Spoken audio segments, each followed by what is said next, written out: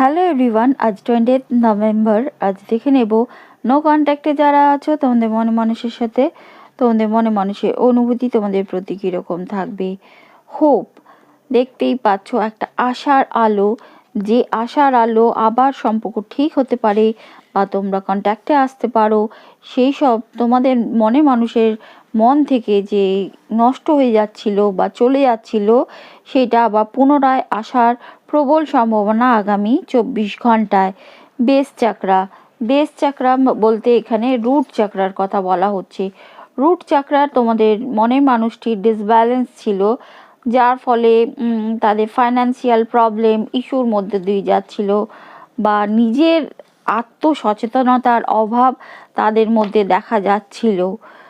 Next card, accelerated motion. তারা এই সম্পর্কের হ্রাস আবার পুনরায়